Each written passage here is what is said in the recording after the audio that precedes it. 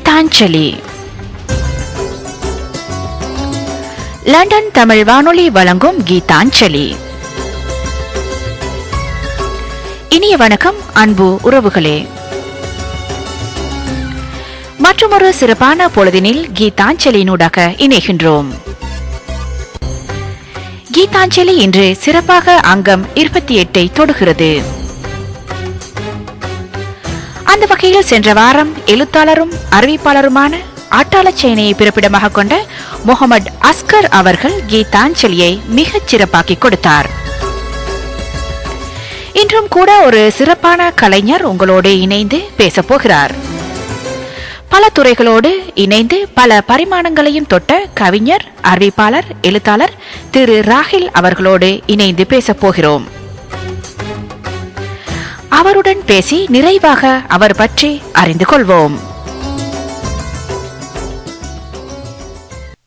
இனிய சலாம், இனிய வணக்கம் கவிஞர் ராஹில் அவர்களே. உங்களை லண்டன் தமிழ் வானொலியினூடாக வாழ்த்தி வரவேற்றுக் கொள்கின்றோம். வணக்கம் சைஃபா பேகம். சலாம் எல்லோருக்கும், லண்டன் தமிழ் வானொலி நேயர்கள் எல்லோருக்கும் என்னுடைய வாழ்த்து பூத்துவல்கள்.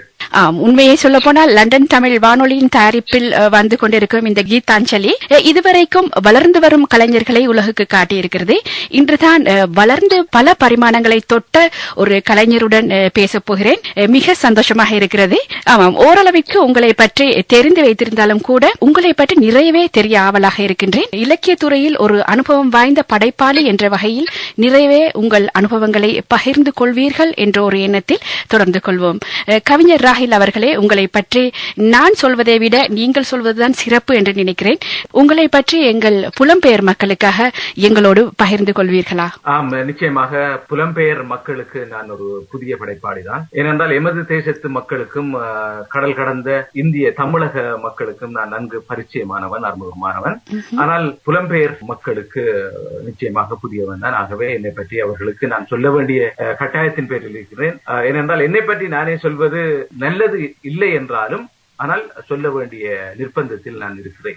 என்னை பொறுத்தவரையில் நான் ஒரு படைப்பாளியாக, ஒரு ஒளிபரப்பாளனாக பரிணமித்திருக்கின்றேன். கிட்டத்தட்ட 3 தசாப்த காலத்திற்கு மேலாக எழுத்துத்துறையிலும் ஒலிபரப்பு துறையிலும் நன்கு பரிச்சயமானவன். நான் ஒரு சிரேஷ்ட அறிவிப்பாளராக இலங்கை ஒலிபரப்பு கூட்டுத்தாபன தென்றல் வர்த்தக சேவையில் கடமையாற்றிவிட்டு இன்று கிழக்கிலங்கையின் அதிப்புகழ் பெற்ற வானொலி நிலையமான பிரேயபமில் கடமை புரிகின்றேன். நான் பிறந்தது கிழக்கு மண்ணில், வங்கக்கடல் தாலாட்டும் அந்த கரையோர மடியில் தான் நான் பிறந்தேன். இந்த ஊர் என்னுடைய சொந்த ஊர். அது ஒரு நந்தவனம். ஏனென்றால் கிழக்கில் கடல், மேற்கில் பசுமையான வயல், 2 பக்கங்களிலும் அந்த ஊரை தாலாட்டுகின்ற ஆறுகள். இதற்கு இடையில் தான் எனது ஊர் அமைந்திருக்கிறது. அந்த ஊரில் தான் நான் பிறந்தேன். அந்த ஊர் சூழல் தான் என்னை ஒரு கலைஞனாக, ஒரு கவிஞனாக, ஒரு எழுத்தாளனாக உருவாக்கி இருக்க வேண்டும். அதே நேரம் அப்படியான ஒரு சூழல் தான் என்னை ஆக்கி இருக்க வேண்டும். அதாவது ஒரு சிற்பத்தில் இருக்கின்ற தேவையற்ற கற்களை நாம் செதுக்கி இல்லாமல் பண்ணும் போது அழகிய சிலை ஒன்று கிடைக்கிறது அல்லவா?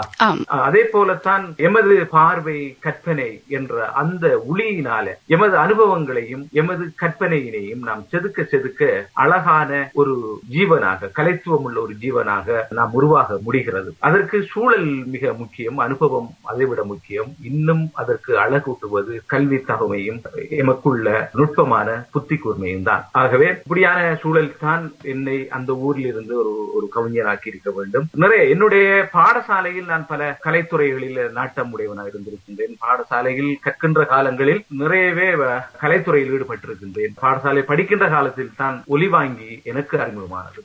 இந்த நிமிடத்தில் கீதாஞ்சலி மிகவும் பெருமைப்பட்டுக் கொள்கின்றது. உங்களை போன்ற ஒரு அனுபவம் வாய்ந்த ஒரு படைப்பாளியை எங்கள் நிகழ்ச்சி இனம் கண்டு கொண்டதற்கு நன்றிகள் கவிஞர் ராஹில் அவர்களே. ஆமாம், எழுத்து மீதான ஈர்ப்பு, ஆர்வம் உங்களுக்குள் எப்போ வந்தது, எப்படி வந்தது?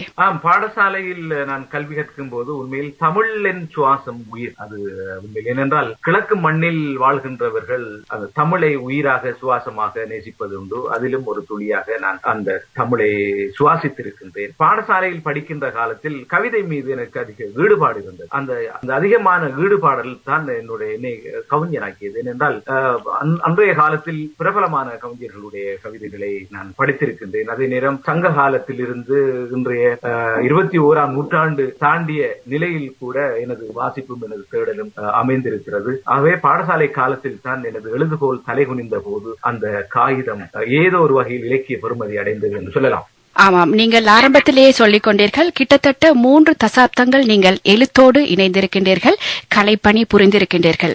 ஆமாம், எழுத்து தவிர என்னவெல்லாம் செய்து கொண்டிருக்கின்றீர்கள்?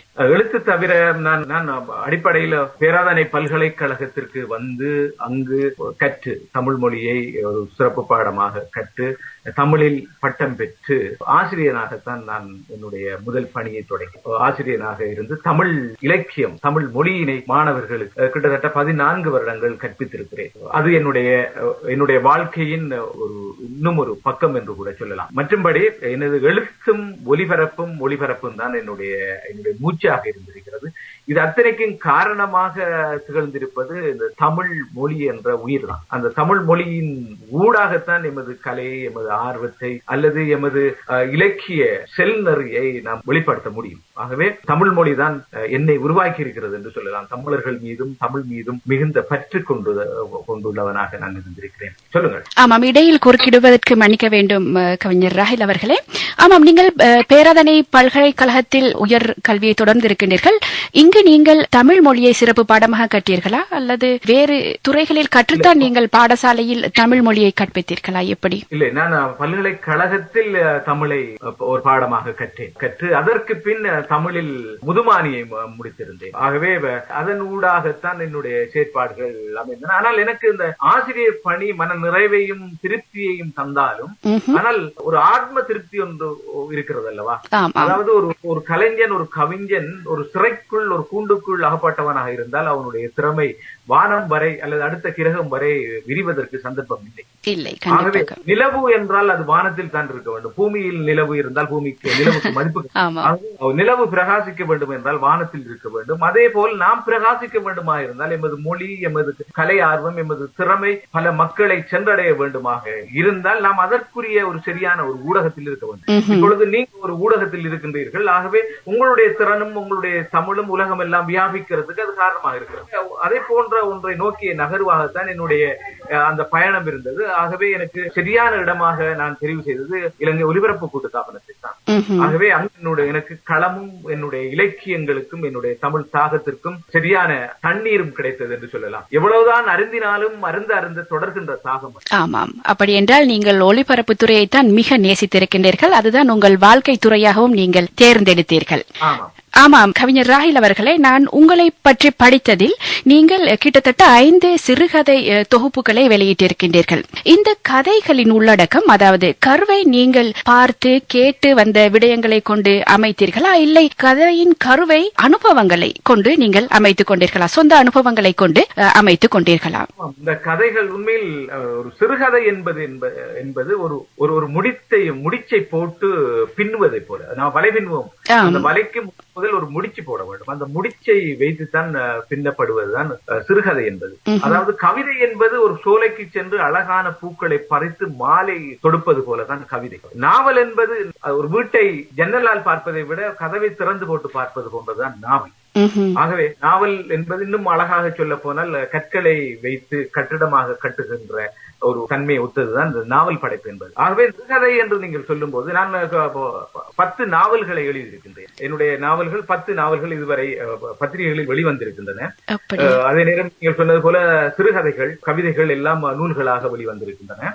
ஆனால் இந்த சிறுகதை என்னை பற்றிய கதைகள் என்பதை விட எனது சூழலில் நான் அனுபவித்த கண்டுணர்ந்த அந்த அம்சங்கள் தான் இவற்றுக்கு கருப்பொருளாக இருந்தன. முக்கியமாக வடபுலத்திலும் கிழக்கிலும் இடம்பெற்ற அந்த யுத்தத்தினால் பாதிக்கப்பட்ட மக்களுடைய மனநிலை, மக்களுடைய உணர்வு, மக்களுடைய இழப்பு, மக்களுடைய கண்ணீர், மக்களுடைய குருதி சிதறல், மக்களுடைய வாழ்க்கை சிதைவு, இவை போன்றவற்றை தான் நான் கருப்பொருளாக வைத்து நான் அனுபவித்தவற்றையும் நான் கண்டுணர்ந்தவற்றையும் வைத்து கதைகளாக பின்னி இருக்கின்றேன்.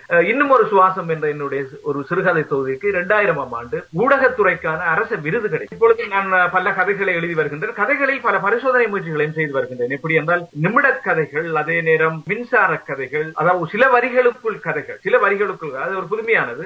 இலங்கை தேசிய பத்திரிகைகளில் நிறைய எழுதி வருகின்றேன். நிறைய பாராட்டுக்கள் எனக்கு கிடைக்கின்றன. அதே நேரம் என்னுடைய ஒலிபரப்பிலும் இந்த கதைகளை என்னுடைய நிகழ்ச்சிகளில் நான் சேர்ப்பதுண்டு. பல லட்சம் நேர்கள் அவற்றை பாராட்டுவதும். ஆமாம் ராயல் அவர்களே, நிமிட கதை என்றால் எனக்கு என்னவென்று புரிந்து கொண்டேன். அதாவது ஒரு நிமிடத்தில் ஒரு நிமிட துளிகளில் நீங்கள் அந்த விஷயத்தை கருவை மக்களுக்கு சொல்வது.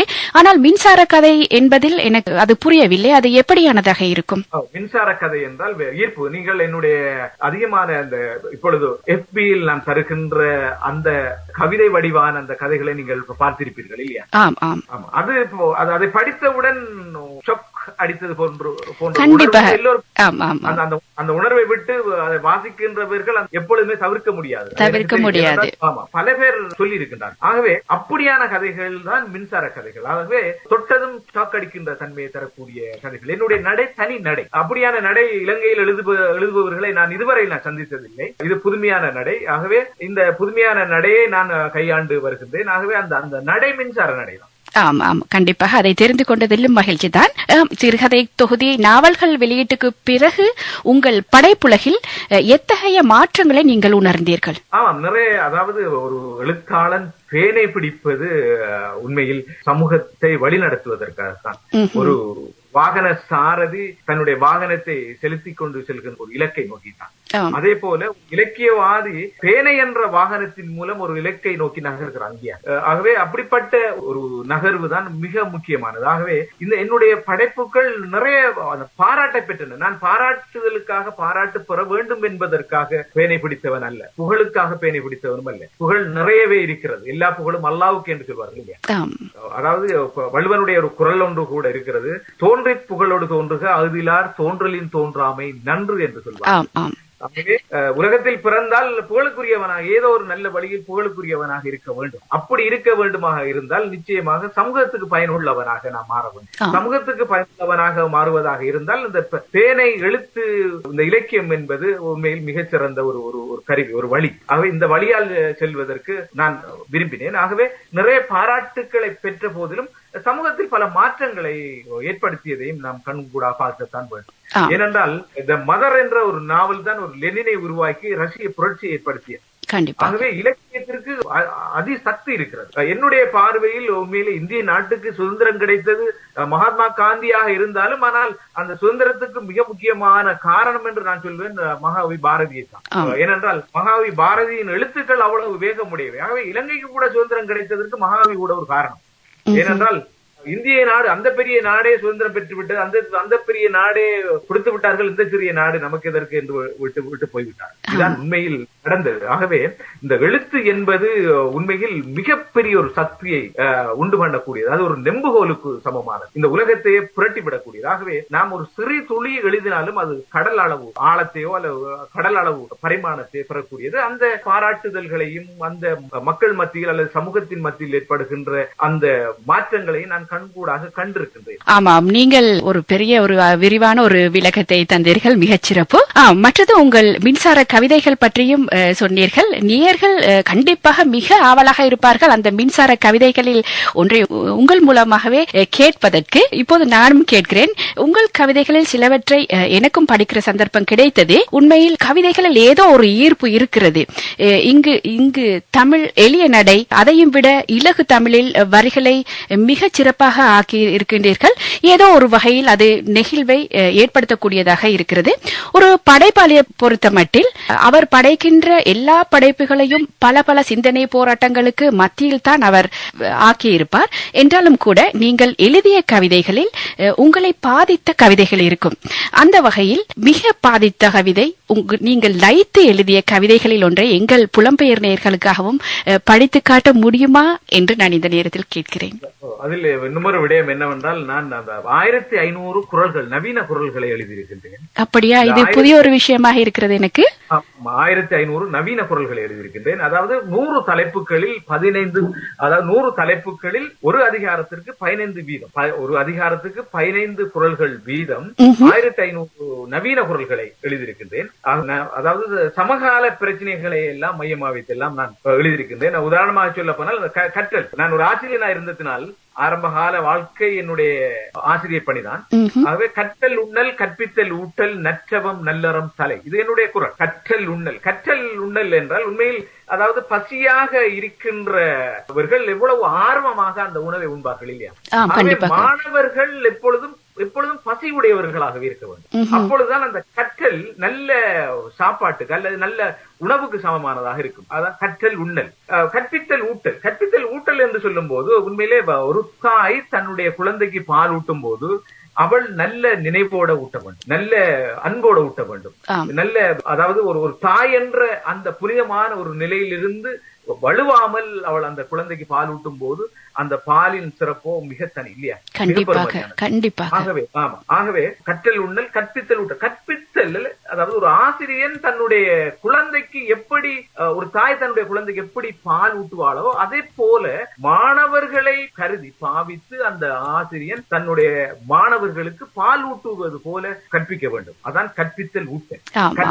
கற்பித்தல் ஊட்டல் நற்றவம், நல்ல தவங்களுக்கெல்லாம், நல்ல நன்மைகளுக்கெல்லாம், நற்றவம் நல்ல அறம், நல்ல அறங்களுக்கெல்லாம், நல்ல தர்மங்களுக்கெல்லாம் கற்றல் உண்ணல் கற்பித்தல் ஊட்டல் நற்றவம் நல்லறம் கலை எல்லாத்திலுமே மிக சிறந்தது, மிகச் சிறப்பாக இருக்கிறது. ஆமாம், கேட்க கேட்க ஆசையாகவே இருக்கிறது. நான் நட்பை பற்றி ஒரு குரல், நான் கற்பித்தலை பற்றி ஒரு குரலை சொன்னேன். நட்பை பற்றி ஒரு குரல் சொல்லலாம் என்றால், பால் போல் நட்பு ஆள் போல், பால் போல் நட்பு ஆள் போல், ஆள் போல் அல்லா நட்பு பால். புரிகிறதா உங்களுக்கு? பால் போல் நட்பு, அதாவது நட்பு என்பது உண்மையிலே ஒரு கற்பை விட புனிதமான ஒரு விஷயம் இல்லையா. ஆகவே நட்பு அதாவது பால் போல இருக்கும். புனிதமா, பால் எவ்வளவு புனிதமானது, சத்தானது, அதே நேரம் அருமையானது இல்லையா. அப்படியான தன்மை உடையதுதான் இந்த பால். அந்த பால் போல் தான் அந்த நட்பு இருக்கணும். பால் போல் நட்பு ஆள் போல். அந்த பால் போல் இருக்கின்ற நட்பு ஆள் போல். ஆலமரம் எவ்வளவு கிளை விட்டு விழுது விட்டு அந்த விருட்சம் எவ்வளவு நிலை கொண்டிருக்கிறது இல்லையா. அப்படியான நட்பு அப்படி நிலை கொண்டிருக்கும். பால் போல் நட்பு ஆள் போல் இருக்கும் அந்த நட்பு. ஆள் போல் அல்லாது, இப்படி பால் போலும் ஆள் போலும் இல்லாது அந்த நட்பு இருக்குதானே. எத்தனை பேர் சுயநலத்துக்காக நட்பை கொள்வார்கள், பட்டம் பதவிகளுக்காக நட்பு கொள்வார்கள் இல்லையா, பணத்துக்காக நட்பு கொள்வார்கள், நம்மளை ஏமாற்ற வேண்டும், எமக்கு துரோகம் செய்ய வேண்டும், எம்மை வஞ்சிக்க வேண்டும் என்ற ரீதியில எல்லாம் நட்பு கொள்வார்கள் இல்லையா. நட்பு ஆள் போல் பால் போல் இருக்காது. அப்படி அல்லாத நட்பு பால். அப்படி அல்லாத நட்பு இல்லை, அது கூடா நட்பு. அப்படியான ஒரு நட்பு பாழான நட்பு. பால் கிணறில் எவ்வளவு பிரயோஜனம் இல்லையோ அப்படி அதை ஒத்ததுதான் அந்த நட்பு. இதுதான் இந்த குரலினுடைய கருத்து. மிகச் சிறப்பு. நிறைய கேட்க வேண்டும் போல் தான் இருக்கின்றது. ஆனால் இது பற்றி நாங்கள் விரிவாக பேசும் ஒரு நேரத்தை நாங்கள் அமைத்துக் கொள்வோம், எங்கள் புலம்பெயர் மக்களுக்காகவும் இதை இணைத்துக் கொள்வதற்காக. ஆமாம் ராஹில் அவர்களே, உங்கள் பக்கமான அந்த கவிதையும் நான் எதிர்பார்த்திருக்கின்றேன். உங்கள் மனதை பாதித்த அந்த கவிதையும் நீங்கள் எங்கள் நேயர்களுக்காக தந்து விடுங்கள். ஆமாம், என் மனதை பாதித்த கவிதைகள் நிறையவே இருக்கின்றன. இருந்தாலும் ஒரு கவிதை சொல்கின்றேன். நிச்சயமாக அந்த கவிதை பெண்களை பற்றிய ஒரு கவிதை. நான் பெண்களை மிக புனிதமாக, மிக பெருமதியானவர்களாக, மிக கண்ணியத்துக்குரியவர்களாக பெண்களை மதிப்பவன்.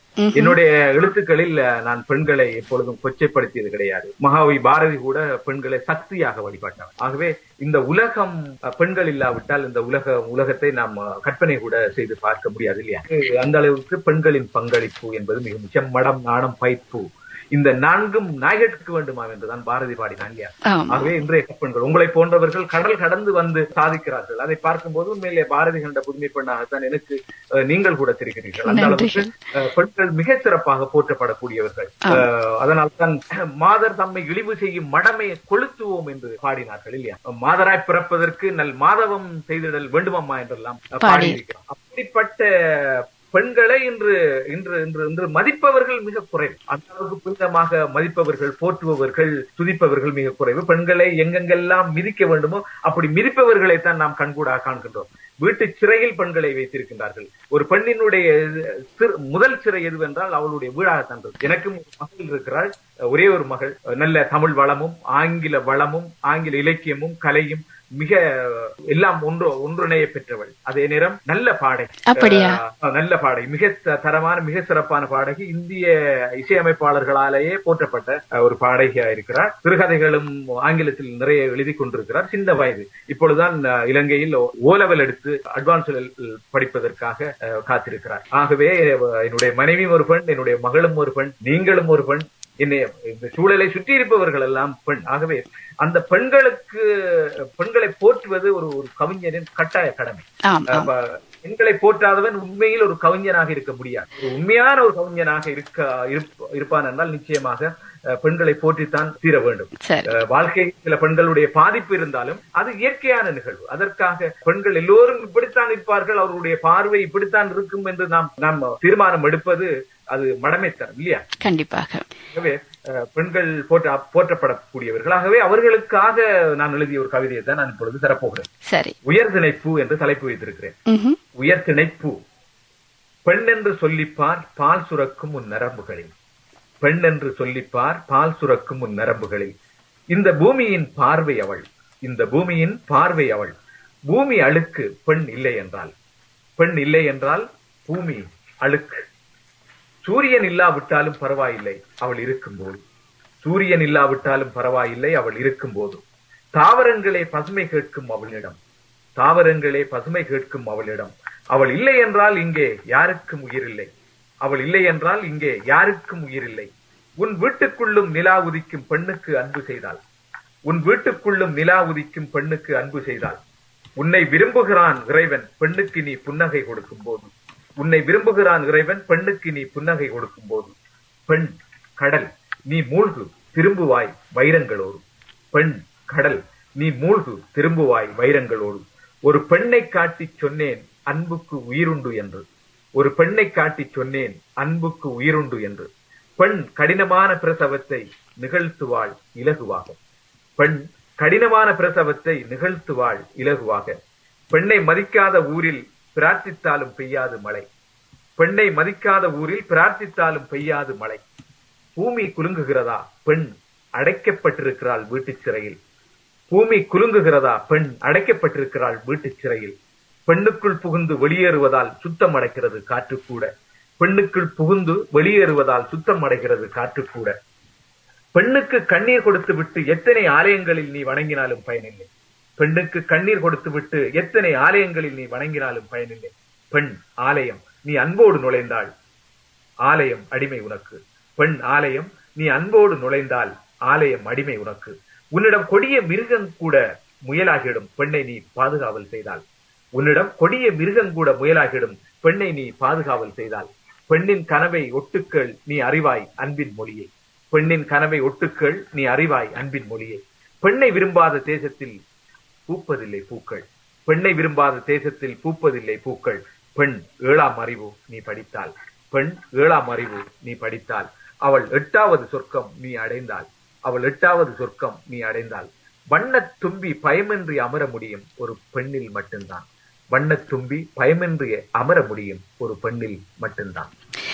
ஆமாம், பெண்ணை உயர்த்தி பேச இதைவிட வேற வரிகளே இல்லை. பெண் என்று சொல்லிப்பார் பால் சுரக்கும் உன் நரம்புகள். இதைவிட எப்படி சொல்ல முடியும்? பெண் என்று சொல்லிப்பார் பால் சுரக்கும் உன் நரம்புகள். பெண் இல்லை என்றேல் பூமி அழுக்கு. அழகான அற்புதமான வரிகளை கோர்த்து ஒரு அழகான கவியை தந்தீர்கள் ராகில் அவர்களே. மிகச் சிறப்பு. வாழ்த்து சொல்லும் தகுதி எனக்கு இல்லாவிட்டாலும் கூட இந்த நேரத்தில் நான் மிக மிக மிக வாழ்த்திக் கொள்கின்றேன். மிகச் சிறப்பு. அதே நேரம் ராகில் அவர்களே, உங்கள் கவிதைகளில் எனக்கு என் மனதை தொட்ட கவிதையும் இருக்கிறது.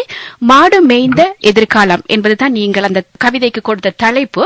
அதையும் நான் எங்கள் நேர்களுக்காக வாசித்து காட்ட விரும்புகின்றேன் உங்கள் அனுமதியோடு. ஒளி மட்டுமல்ல மழை ஒழுகும் குடிசை. எவ்வளவு விரட்டினாலும் போக மாட்டேன் என்று அடம் பிடிக்கும் வறுமை. இதயம் முழுவதும் ஒரு கடல் கண்ணீர் என்றாலும் அதற்குள் அமிழ்ந்து விடாமல் நீச்சல் போடுகின்றான் அந்த வியர்வை கடல். அவனுடைய இன்னும் ஒரு சுவாசம் பால் கேட்டு பாடியது தாலாட்டு. அவனுடைய இன்னும் ஒரு சுவாசம் பால் கேட்டு பாடியது தாலாட்டு. அவனுடைய பாத்திரத்தில் காற்று கூட இல்லை. வயிற்றிலோ காற்று மட்டும்தான் ஆட்சி செலுத்தியது. இரவுக்கு இருக்கின்றன நிலா, நட்சத்திரங்கள் இவை இல்லாத இரவு அவனுடைய வாழ்க்கை. போர் துரத்தியது தப்பினான், வறுமை அழைத்தது விழுந்தான். போர் துரத்தியது தப்பினான், வறுமை அழைத்தது விழுந்தான். அவனின் எதிர்காலத்தை சப்பி துப்பி இருந்தது யுத்தம். கரும்பு இனிக்கவில்லை அவனுக்கு, வாழ்க்கை கசப்பானதால். கரும்பு இனிக்கவில்லை அவனுக்கு, வாழ்க்கை கசப்பானதால். வெளியே சுவாசித்தான் சிரமப்பட்டு. வறுமை பயத்தை விட காற்றும் குண்டு போடுமோ என்ற பயம் இன்னும் அவனுக்குள். தேங்காய் பறிக்கணும் முடியுமா? ஒரு தோட்டக்காரனின் வார்த்தை அழைத்தது. வறுமை மரத்தில் இலகுவாக ஏறியவன் சிரமப்பட்டு ஏறினான் தென்னை மரத்தில். ஏறியவன் இறங்கவில்லை. அவனும் தேங்காய் போலானான். ஏறியவன் இறங்கவில்லை, அவனும் தேங்காய் போலானான். நீ தேங்காய் பறித்தாய், வறுமை உன்னை பறித்தது. நீ தேங்காய் பறித்தாய், வறுமை பறித்தது உன்னை. ஆமாம், என்ன சொல்வது, ஒன்றுமே சொல்ல வார்த்தைகள் வரவில்லை. என்னென்றால் அவ்வளவு நெஞ்சை தொடும். நீங்கள் சொன்ன மாதிரி மின்சார கவிதை தான், இதெல்லாம் மின்சார கவிதைகள் தான். பாருங்கள், ஒரு இடத்தில் நீங்கள் சொன்னீர்கள், வறுமை மரத்தில் இலகுவாக ஏறியவன் சிரமப்பட்டு ஏறினான் தென்னை மரத்தில். ஆமாம், இங்கு எனக்கு வார்த்தைகள் வரவில்லை. ஏறியவன் இறங்கவில்லை, அவனும் தேங்காய் போலானான். இந்த இடத்தில் நான் நிறைய யோசித்தேன் என்ன நடந்திருக்கும் என்று. ஆனால் அவன் விழுந்திருக்கிறான். அதன் பிறகு வந்த வரியை வாசித்த பிறகுதான் புரிந்து கொண்டேன், தேங்காய் பறித்தாய், வறுமை பறித்தது உன்னை. மிகச் சிறப்பாக இருக்கிறது. நிறைய பேர் என்ன செய்கிறார்கள் என்றால், இப்ப எமது தமிழ் மொழிக்கு கிட்டத்தட்ட 2000 வருட வரலாறு இருக்கிறது இல்லையா? 2000 வருடங்களாக தமிழ் மொழியில் நிறைய இலக்கியங்கள் வந்த வண்ணம் இருக்கின்றன. ஆகவே தமிழை இன்னும் பழமையாக்க, எமது தமிழ் பழமையான மொழி என்றாலும் இளமையாக இருக்கிறது இல்லையா? அப்படியான மொழியை அதிகமானவர்கள் என்ன செய்கிறார்கள் என்றால் இன்னும் பழமையாக்கி கொண்டிருக்கிறார்கள் தங்களுடைய எழுத்துக்களை. ஆகவே மொழி இன்னும் புதிதாக ஆக வேண்டும், இன்னும் வளமாக வேண்டும். ஆகவே மொழியை இன்னும் புதிதாக்குவனும் இன்னும் வளமாக்குவனும் தான் மொழிக்கு தேவை. கண்டிப்பா அப்படியான ஒரு பணியை நான் செய்து கொண்டிருக்கிறேன் என்று நான் நினைக்கின்றேன். ஏனென்றால் பாரதி சொன்னான், சொல் புதிது, சுவை புதிது, சோதி மிக்க நவகவிதை, என்னாலும் அழியா மகாகவிதை என்று பாரதி சொன்னான். ஆகவே காலத்துக்கு ஏற்றவர் எல்லாம் மாறிக்கொண்டு போகிறது இல்லையா? மாற்றத்தை தவிர எல்லாம் மாறிக்கொண்டே போகிறது. ஆகவே மொழியும் மாற வேண்டும், இன்னும் புதிதாக வேண்டும், இன்னும் பழமையாக்காமல் இன்னும் புதிதாக வேண்டும். ஆகவே இன்னும் மொழியை நாம் புதிதாக்க அதுக்கு வளமும் செழிப்பும் நீண்ட ஆயுளும் அதுக்கு கிடைக்கும் இல்லையா? அப்படியான எழுத்தாளர்கள், அப்படியான இலக்கியவாதிகள், அப்படியான பேனாக்காரர்கள் தான் இன்றைய காலத்தின் தேவை, கட்டாய தேவை. அதனால்தான் இப்படியான வெற்றை நான் எழுதுகின்றேன். நான் அது யோசித்து எழுதுவதில்லை, அது இறைவன் தந்த ஒரு வரம் என்றுதான் நான் சொல்ல வேண்டும். உங்களுக்கு கட்டாயம் நான் பல பாடல்களை இயற்றியிருக்கிறேன். என்னுடைய பாடல்கள் இலங்கை ஒலிபரப்பு கூட்டுத்தாபனத்திலும் வானொலி தொலைக்காட்சிகளிலும் ஒளிபரப்பாய் வருகின்றன. ஆனால் புதிதாக இயற்றிய ஒரு பாடல் இருக்கிறது. நிச்சயமாக உங்களுக்கு அதை தர நான் மிக ஆவலாக இருக்கிறேன். கண்டிப்பாக நாங்களும் அதை பெறுவதற்கு மிக ஆவலாக இருக்கிறேன். நீங்கள் அதையும் எங்களோடு செய்து கொள்ளுங்கள். ஆமாம் ராஹில் அவர்களே, அடுத்து உங்கள் பக்கத்தை நாங்கள் தொட்டுக்கொண்டால், நீங்கள் ஒரு வானொலியின் அறிவிப்பாளராக இருக்கின்றீர்கள். அதாவது கிழக்கு மண்ணிலிருந்து ஒளிபரப்பாகும் பிறை FM-இல் இணைந்து செயற்பட்டு வருகின்றீர்கள். இந்த துறை பற்றிய அனுபவங்களையும் எங்களோடு பேசிக் கொள்வீர்களா? ஆமா, நிச்சயமாக. இலங்கை ஒலிபரப்பு கூட்டுத்தாபனத்தின் பிராந்திய கிளைதான், பிராந்திய வானொலி நிலையம் தான் பிறை FM. நல்ல அறிவிப்பாளர்கள், கிழக்கு மண்ணை சேர்ந்த நல்ல வளமுள்ள, நல்ல தமிழ் மொழி உள்ள, குரல் வளம் கொண்ட அறிவிப்பாளர்கள் அங்கு கடமை புரிகிறார்கள். அவர்களுக்கெல்லாம் சிரேஷ்ட ஒரு அறிவிப்பாளராக நான் கடமையாற்றி வருகிறேன். அவர்களை வழிப்படுத்தி நெறிப்படுத்தி வருகின்றேன். அதே நேரம் லட்சக்கணக்கான நேர்கள் அந்த வானொலியை கேட்கிறார்கள். கிட்டத்தட்ட நாளாந்தம் சொன்னால் நம்ப மாட்டீர்கள், 10 லட்சத்துக்கு மேற்பட்ட நேர்கள் செவி மடுக்கிறார்கள். அதே நேரம் என்னுடைய நிகழ்ச்சிகள் நிறைய அங்கே உள்ளன. சந்திப்பு என்ற நிகழ்ச்சியை செய்கிறேன். கலை இலக்கியவாதிகளை நேர்காணல் தான் அந்த நிகழ்ச்சியின் தாற்பயம். அதே நேரம் வாழ்க்கையில் சாதனை புரிந்தவர்களையும் நான் நேர்காணல் செய்கிறேன். அதே போல 2இல் 1 பாடல்கள் போட்டு அதுக்கு ஒரு தலைப்பை கொடுத்து நேர்களை விவாதிக்க வைத்து அதற்கு ஒரு தீர்வை சொல்லி, நானும் நகைச்சுவைகள் சொல்லி, கவிதைகள் சொல்லி சுவாரஸ்யமாக அந்த நிகழ்ச்சியை நகர்த்தி செல்கின்றேன். இதே போல முத்துவிதானம் என்ற ஒரு கலை இலக்கிய நிகழ்ச்சி, சஞ்சிகை நிகழ்ச்சியை செய்கிறேன். அதே நேரம் ஒலிமஞ்சரி என்ற ஒரு நிகழ்ச்சி, இலங்கை ஒலிபரப்பு கூட்டுத்தாபனத்தின் நீண்ட கால நிகழ்ச்சியாக இருந்த ஒலிமஞ்சரி நிகழ்ச்சியை தொடர்ந்து நான் பிறை FM சேவையில் வானொலியில் வழங்கி வருகின்றேன். பல லட்சம் நேர்கள், அபிமானத்துக்குரிய நேர்களுக்கு விருப்பமான ஒரு அறிவிப்பாளராக இருப்பதில் நான் மகிழ்ச்சி அடைகிறேன். ஏனென்றால் என்னுடைய சில வரி கவிதைகளை சொல்லி பாடல்களை போடும்போது, பாடல்களுக்கு சில விளக்கங்களை நான் சொல்லி பாடல்களை ஒளிபரப்பும் போது அந்த தன்மை நேர்களை மிக மிக ஈர்க்கிறது. மிக மிக இருக்கிறது. ஆகவே அவர்கள் என்னுடைய குரலோடும் என்னுடைய தமிழோடும் சேர்ந்து அந்த பாடலை கேட்கும் போது மிகவும் விரும்புகிறார்கள், என்னையும் நேசிக்கிறார்கள். அதனால் நாளாந்தம் நேர்களுடைய தொகையும் அதிகரித்த வண்ணம் இருக்கிறது. உண்மையில் திருப்தியாக சந்தோஷமாக இந்த பணி இருக்கிறது. ஆமாம், ஆச்சரியப்படுவதற்கு இல்லை. கணீர் என்ற குரலும் எழுத்தில் இருக்கின்ற ஆழமான அறிவும் கூட உங்கள் அந்த புகழை இன்னுமே உச்சத்துக்கு கொண்டு சென்றிருக்கிறது என்று சொல்லிக் கொள்ளலாம் இல்லையா? ராஹில் அவர்களே, உங்களுக்கு நீண்ட கால அனுபவம் வானொலி துறையில் இருக்கின்றது. இந்த அனுபவங்களை வைத்து சொல்லுங்கள், இன்றைய வானொலிகளின் நிலை பற்றி என்ன நினைக்கின்றீர்கள்? உண்மையில் இன்று இலங்கையை பொறுத்த அளவில், இலங்கையை மட்டுமல்ல கடல் கடந்த நாடுகளை பார்க்கும் போது கூட தனியார் வானொலிகள் நிறையவே காணப்படுகின்றன. இந்த தனியார் வானொலிகள் எல்லாம் உண்மையில் குறித்த இலக்கை அடைகின்றனவா என்று ஒரு நாம் கேள்வியை கேட்டால் அதற்கு உண்மையில் சரியான ஒரு விடையை நாம் சொல்ல முடியாமல் தான் இருக்க வேண்டும். சில வானொலிகளை தவிர தமிழ் வளர்க்கின்ற வானொலிகள் குறைவு. ஏனென்றால் இலங்கையில் அதிகமான தனியார் வானொலிகள் இருக்கின்றன. இந்த வானொலிகள் அவர்கள் பாவிக்கின்ற அந்த தமிழ் உச்சரிப்பே மிக கொச்சையாக இருக்கிறது ஒன்று. இரண்டாவது, தமிழ் மொழி உயிர்ப்புள்ள மொழி. ஆகவே அந்த தமிழ் மொழிக்கு உயிர்ப்பை உண்டாக்க வேண்டுமாக இருந்தால் அந்த ஒரு சொல்லை எடுத்துக்கொண்டால் அந்த சொல்லில் எத்தனை எழுத்துக்கள் இருக்கின்றனவோ அத்தனை எழுத்துக்களின் சத்தமும் ஒலிக்கும். அப்படி ஒலித்தால் தான் அந்த மொழிக்கு அந்த சொல்லுக்கு ஆழமும் அழகும் வரும் இல்லையா?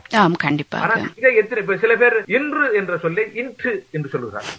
ஒன்று என்பதை ஒன்று என்கிறார்கள். அதாவது ரகர ரகர லகர லகர நகர நகர இந்த பேதங்கள் எல்லாம் ஒருமை பன்மை தெரியாது. அதாவது பறவைகள் பறந்தது என்று சொல்லியா, நிகழ்ச்சியை தோத்தளித்தார் அப்படின்னு எல்லாம் சொல்லுகிறார். ஆகவே அதாவது மொழி என்பது அறிவிப்பாளர்களுடைய ஒரு உயிர். ஆகவே அந்த உயிர் நிலைக்க வேண்டுமாக இருந்தால், அந்த உயிர் இன்னும் சிறப்பாக வேண்டுமாக இருந்தால், அந்த உயிர் நீண்ட ஆயுளோட நகர வேண்டுமாக இருந்தால் நிச்சயமாக இந்த அறிவிப்பாளர்கள் தான் உயிர் கொடுக்க வேண்டும் மொழி.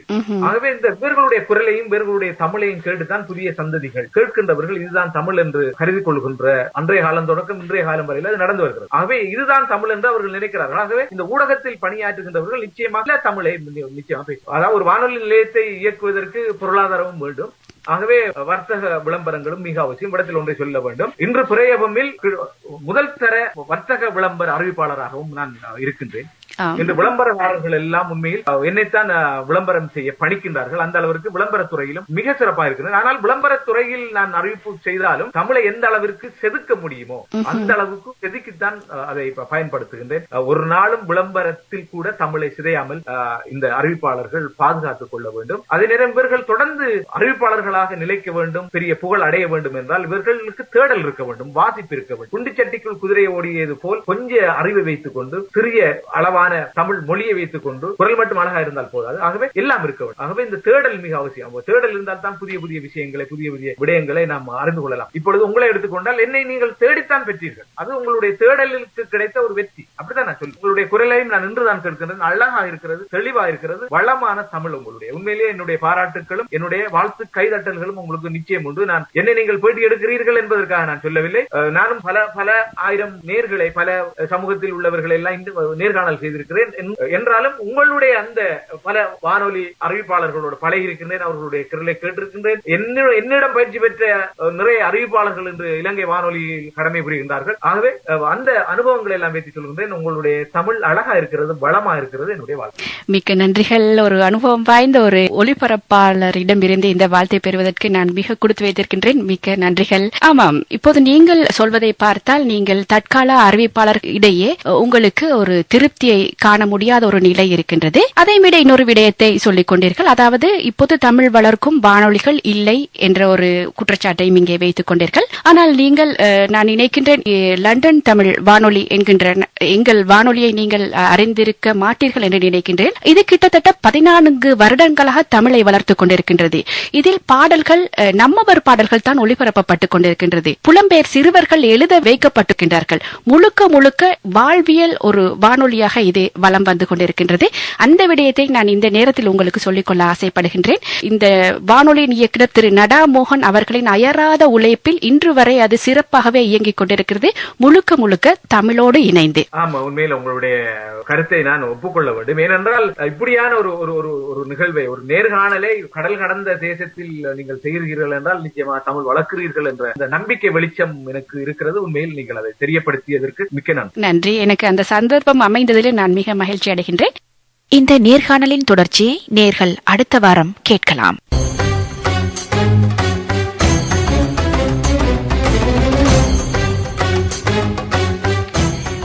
இதுவரை நேரமும் நீங்கள் கேட்டது கீதாஞ்சலி. இன்றைய கீதாஞ்சலியை சிறப்பாக அலங்கரித்துக் கொடுத்தவர் நீந்தவூரை பிறப்பிடமாக கொண்ட கவிஞர் ராஹில் அவர்கள். இந்த நேர்காணலின் தொடர்ச்சியை நேயர்கள் நீங்கள் அடுத்த வாரமும் கேட்கலாம்.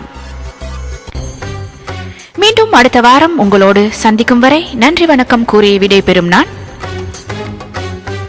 ஷைஃபா மலிக்.